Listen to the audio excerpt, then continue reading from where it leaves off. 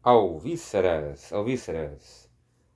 Vamos então continuar com o nosso estudo do livro do Êxodo, na nossa série Êxodo Frente e Verso. Hoje veremos duas partes nas quais o livro pode se dividir. Já vimos ao longo desses mais de 60 vídeos introdutórios que, na verdade, existem várias possibilidades de dividir, de estruturar o livro do Êxodo. Existem comentaristas que dividem em 3 partes, outros dividem em 2 partes, outros dividem em 16 partes, 11 partes e assim por diante, tá ok? Bom, isso já vimos nos vídeos precedentes, mas hoje eu quero destacar duas maneiras em que eu, Alan, divido o livro do Êxodo. Eu não quero dizer que o livro do Êxodo só se divide dessa maneira. Uma perspectiva, e não é a única que eu tenho, mas é uma perspectiva que eu trago da divisão, da leitura, né, por assim dizer, do livro do Êxodo. Primeiramente, a primeira parte, digamos assim, do livro, ela pode ser resumida numa espécie de segundo relato da criação, e uma segunda parte seria a aliança do Sinai. Porque a primeira parte seria o segundo, assim chamado segundo relato da criação. Essa primeira metade do livro, ela vai registrar os acontecimentos que cumprem a promessa feita a Abraão de que seus descendentes iriam peregrinar em uma terra que não era sua própria e que seriam então afligidos por 400 anos e na sequência sairiam de lá pela mão do Senhor com inúmeras posses. E esta toada, né, esta história, meio que já vimos acontecer antes, em Gênesis 15, do 13 ao 14. Quando você vai para Gênesis 15, 13 ao 14, você vê essa promessa do que está acontecendo aqui em Êxodo sendo feita. É claro que alguns comentaristas vão dizer que existem, né, textos de Êxodo que foram escritos antes de textos de Gênesis, e outros que não, o inverso. Mas alguns comentaristas vão dizer, não, é porque a primeira parte de Êxodo tem uma composição mais ou menos da mesma época, né? Contemporânea a certas composições, a certos textos do livro do Êxodo, ou até mesmo anteriores perdão, eu falei do Êxodo, de Gênesis, ou até mesmo anteriores ao livro de Gênesis. Então, dá para sair, né, por aí, tentar explicar por aí, dizendo que, olha, é porque esse texto aqui se parece, esse texto de Êxodo se parece com esse texto de Gênesis, porque, na verdade, ele foi feito na mesma época que o outro, ou até mesmo antes. Dá para sair por aí também. Agora, também dá para sair explicando pela via, digamos assim, traditiva, tradicional, religiosa, anagógica, de que uma promessa fora feita e uma promessa se cumpriu. Ponto. Fora feita em Gênesis 15 e se cumpre agora em Êxodo, na primeira parte de Êxodo. Ponto final. Tá ok? Agora, a narrativa de preservação de Israel, ao entrar, e do êxodo ao sair do Egito, é por vezes referida como sendo um segundo relato da criação, tanto porque o vocabulário parece evocar os primeiros capítulos do Gênesis. Você vê, por exemplo, isso em Êxodo, capítulo 1, versículo 7, que tem um vocabulário muito parecido com Gênesis 15, com certas passagens dessas de Gênesis, né, onde você vê essa promessa da multiplicação do povo, da fuga para a entrada numa terra que emana leite e mel, aquela coisa toda, como também porque é através dos descendentes de Abraão que o Senhor prometeu abençoar todas as nações e assim restaurar a sua presença e propostas ao mundo. E esta promessa abraâmica você vai ver em Gênesis 12, do 1 ao 3. Então, Gênesis 15, Gênesis 12 e outras passagens mais que você vê em Gênesis, onde Deus faz promessas a Abraão, a Isaac, a Jacó, etc. E agora vai se cumprindo, né? Ou seja, o povo de Israel saindo do Egito e indo para a terra prometida finalmente. Então, é um segundo relato da criação. Porque, claro, não é uma criação do cosmos. Não é mais uma criação que você vê lá em Gênesis, capítulo 1, capítulo 2, capítulo 3. É uma outra, é um outro tipo de criação. É a criação de uma nação. Em Gênesis capítulo 1 ao 2, Deus cria o cosmos. Cria depois o homem, a mulher, os animais, as plantas, o céu, os astros, tudo o que existe. Agora, aqui na primeira parte do livro de Êxodo, Deus ele já criou as coisas existentes. Agora ele vai organizar, criando um povo, o seu povo. Ele vai realmente criar. E por quê? Porque o povo de Israel ele não é ainda uma nação, ele não tem ainda soberania, ele não tem ainda um estado próprio, ele não tem ainda um exército próprio, organizado, ele não tem autonomia de nenhuma espécie, então ele não tem organização social bem definida, ele não tem moeda, ele não tem, enfim, tudo aquilo que você enxerga num estado, numa nação, você não tem aqui no povo de Israel. Então ele vai, Deus, né, vai criar esse povo, vai estabelecer esse povo. Então por isso que é uma espécie de segundo relato da criação. Só que não mais criação do cosmos, do homem, da mulher, e sim criação do povo de Deus.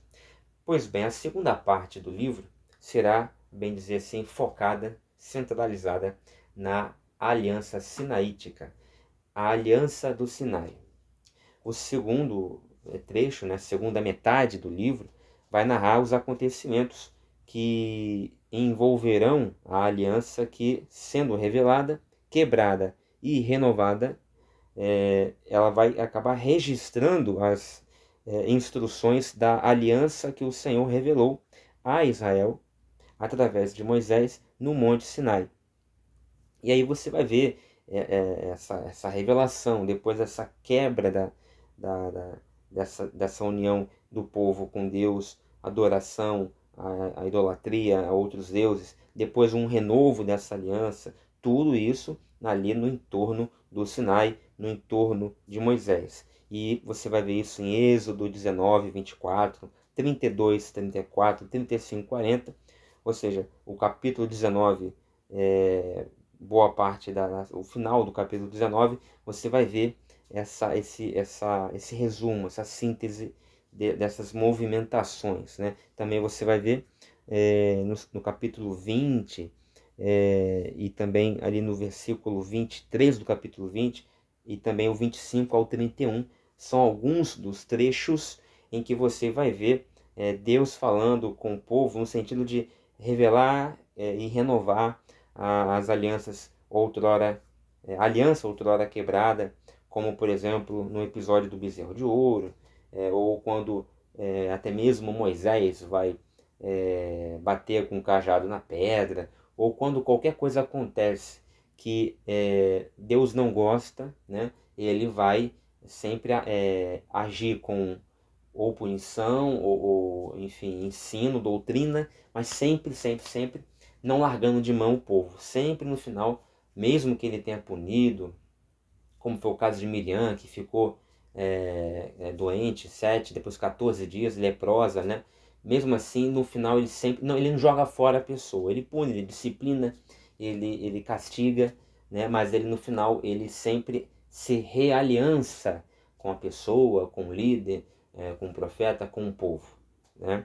E as instruções, essas instruções ali no entorno do Sinai, vão começar com os 10 mandamentos, o decálogo, no capítulo 20, do 1 ao 21, e incluem uma longa sessão detalhando as especificações para a construção do tabernáculo e o seu propósito, já no capítulo 25, do versículo 1 ao 31, o capítulo 31, versículo 18. Então, do capítulo 25 ao capítulo 31, basicamente, você vai ter o tabernáculo sendo construído, especificado e tal.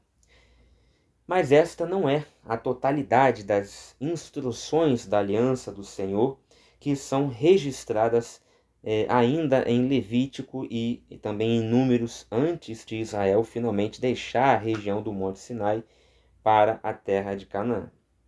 Você tem essa passagem aqui, especialmente Êxodo 20, Êxodo 25 ao 31, nesses capítulos você tem, né? Êxodo 19 também, você tem ali, a bem dizer, a aliança sinaítica, a aliança do Sinai, o código da aliança assim chamado. Você vai ter uma seção dedicada com uma ênfase no decálogo, nos 10 mandamentos, depois você já vai partir ali para a especificação do tabernáculo, depois a posterior construção dele. Tudo isso também permeado de idas e vindas do povo de Israel no relacionamento com Deus. Como eu falei, sendo fiel algumas vezes, sendo infiel outras vezes. E aí você tem todas aquelas alicantinas do povo de Israel, aquelas peripécias do povo de Israel, como eu falei da Miriam, e como eu falei de Moisés com o cajado dele, aí, ou como eu falei também do bezerro de ouro, que vão recheando, né? vão permeando esses núcleos narrativos.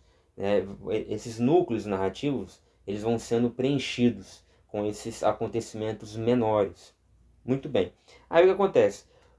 Só que ainda estamos aqui antes do povo sair, aliás, entrar, perdão, na Terra Prometida. Ainda estamos aqui, ainda assim, momentos anteriores, né, momentos antes ao término da construção do tabernáculo. E estamos aqui por volta de Êxodo 30, 31, um pouco mais.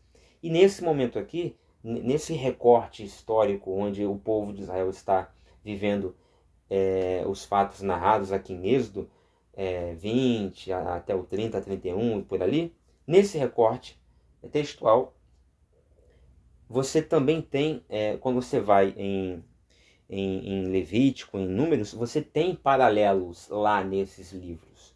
Ou seja, é o que eu falei, o livro de Êxodo ele conversa com o livro de Gênesis, assim como conversa com o livro de Levítico e também com o livro de Números, mas ele conversa estando numa posição de centro. Ou seja, ele é o centro do Pentateuco. Ah, mas o Deuteronômio? Deuteronômio realmente é o que menos conversa. Não, mas não só com Êxodo. É o que menos conversa com os outros 4 livros do Pentateuco. Inclusive, para aqueles estudiosos que vão acreditar, né? vão defender não um Pentateuco, mas um Hexateuco, ou seja, 6 livros, incluindo como 6º livro o livro de Josué. Para essas pessoas, até mesmo com o livro de Josué, o livro de Êxodo vai conversar mais do que conversa com o livro de Deuteronômio. Ou seja, porque o livro de Deuteronômio, muitos vão dizer que são realmente, é realmente composto por uma redação bastante posterior. A Bíblia vai dizer que esse livro vai ser achado no tempo do rei Josias, etc, etc. Os teólogos mais tradicionais vão defender essa tese, trabalhar, desenvolver essa ideia aí, etc, etc. Mas o fato é isso, né? O livro de Êxodo, ele vai toda hora conversar com o livro de Números e de Levítico e de Gênesis, quando dá a saber certas notícias, assim, né? Certos detalhes, certos assuntos, como esse da construção do tabernáculo. E aí você tem esses registros paralelos em Levítico e em Números especialmente. No caso de Números, você vai ter em Números 10, do versículo 11 em seguida, né, a seguir, você vai ter esse paralelo bem claro ali. O livro de Números, inclusive, ele vai descrever como a geração que sai do Egito acabou vagando no deserto em vez de entrar em Canaã. Então ele vai detalhar. E esse vagar no deserto, ou seja, é a rota do êxodo por excelência. Já vimos nos vídeos anteriores que a rota do êxodo ela está muito mais em Números do que no próprio Êxodo, né? O livro chamado Êxodo, ele traz muito assim dos fatores, dos acontecimentos pré-fuga, né? Então, o tempo de permanência no Egito e o início, digamos assim, da vida, da caminhada no deserto, dando um enfoque no tabernáculo e antes um pouco também do Código da Aliança do assim chamado da Aliança do Sinai, né? E do Decálogo. E para ali. Mas toda a peregrinação, os detalhes da peregrinação, né, você vai ver mais no próprio livro de Números e não no livro de Êxodo. E isso é interessante. E também, na sequência, já no livro de Deuteronômio, para não dizer que Deuteronômio não vai ter ligação com o Êxodo, com Números, com Levítico e até com Gênesis, ele tem essa ligação, mas é uma ligação menor. Mas na sequência, esse livro do Deuteronômio, ele vai registrar digamos assim, a reafirmação das instruções feitas por Moisés em Êxodo e também em Números, e vai se dirigir à próxima geração que entrará na terra para guardar os mandamentos, temendo ao Senhor e andando nos seus caminhos. E isso você vê lá no versículo 6º do capítulo 8º de Deuteronômio. Então é claro que Deuteronômio vai conversar com os outros livros do Pentateuco. E vai conversar também com o livro que vem depois dele, que é Josué. O que eu disse, se não ficou claro, para ficar claro agora, o que eu disse é que Deuteronômio, o livro de Deuteronômio, ele desses 5 livros do Pentateuco, é o que menos, digamos assim, conversa, né, com o restante do conteúdo. O seu conteúdo interno é o que menos dialoga, mas ser o que menos dialoga não quer dizer que é aquele que não dialoga. Muito bem, então, digamos assim que eu coloquei aqui para vocês uma divisão diferente do livro do Êxodo, não com base na, digamos assim, olhando toda a narração e dividindo, né, estruturando, sem deixar nada de fora, essa narração em partes. Não foi esse o meu propósito. O meu propósito foi dividir o livro de Êxodo em núcleos narrativos, para você entender. Ou seja, acontecimentos narrados dentro do livro do Êxodo que são tão centrais que em torno desses, né, em torno desses elementos, todo o resto acontece, né, orbita como satélite. Então, por exemplo, em torno da Aliança do Sinai, ou até mesmo preenchendo ou complementando a Aliança do Sinai, você tem esses episódios, até mesmo fora do Êxodo, né? Em Números você tem, como eu falei, a Miriam lá que fica doente, o cajado de Moisés, essas peripécias, esses acontecimentos, os espias. Então, mas tudo isso são fatos assim que estão na dependência do núcleo narrativo que eu chamei da Aliança do Sinai, que é a segunda metade do livro. E na primeira metade do livro, é aquela parte onde Israel não saiu ainda do Egito, você vai ter isso que eu chamei de segundo relato da criação. Ou seja, é digamos assim, um núcleo narrativo em torno do qual vão orbitar coisas, digamos assim, complementares e de menor monta, como as 10 pragas, os detalhes da vida de Moisés no Egito antes de se rebelar, o seu nascimento, a perseguição das crianças, as parteiras. Tudo isso são elementos menores dentro, né, que preenchem o foco narrativo, que é contar. O objetivo dessa primeira metade é contar como Deus vai pegar do nada um povo e vai transformar esse povo no povo dele. E vai tirar esse povo da escravidão ou da servidão. Então, por isso que é o segundo relato da criação, é o núcleo da primeira metade aí do livro de Êxodo, e se chama segundo relato da criação para ficar bem gravado na memória, para ninguém esquecer, não porque Deus vai criar pessoas, ou vai criar, digamos assim, uma nova humanidade, por referência a Gênesis. Não é isso, como eu já expliquei, é uma criação, sim, mas é uma criação de um povo, de uma nação. É o nascimento de um povo organizado. Claro que ainda não na primeira metade do livro de Êxodo. Ele vai primeiramente para poder dar a um exército um código moral, religioso, litúrgico a esse povo. Primeiramente, a primeira etapa, a primeira ação é tirar esse povo do cativeiro. E isso ele vai fazer aqui na primeira metade do livro. Ele tirando esse povo do cativeiro, na segunda metade, aí você vai ter o desenvolvimento. No final da primeira metade, para o início da segunda metade do livro, você vai ter aí o povo já tendo essa peregrinação de 40 anos no deserto, que inclusive os seus detalhes vão ser contados no livro de Levítico e de Números, e aí você vai ter assim, muitos capítulos, né, para trazer esses detalhes de como, no detalhe, na minúcia, Deus vai trabalhar e desenvolver em todos os aspectos o seu povo. Aí você vai ter metade do livro de Êxodo contando, aí falando do tabernáculo, etc.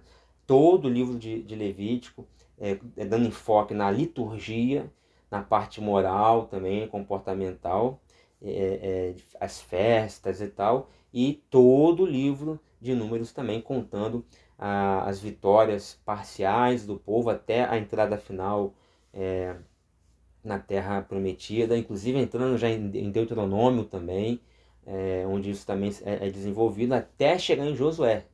Quer dizer, são vários capítulos contando os detalhes desses 40 anos em que o povo vai passar no deserto. Tá ok? Bom, então esse foi mais um vídeo introdutório ao livro do Êxodo. Nós voltaremos no próximo vídeo com a historicidade do livro. Já falamos sobre ela em vídeos precedentes, como tudo que nós estamos falando aqui. Nós estamos aqui retomando, relembrando o que aprendemos em outros vídeos, tá bom? Então no próximo vídeo voltaremos com a historicidade do livro do Êxodo. Eu espero que vocês tenham gostado. Até o próximo vídeo, se Deus quiser.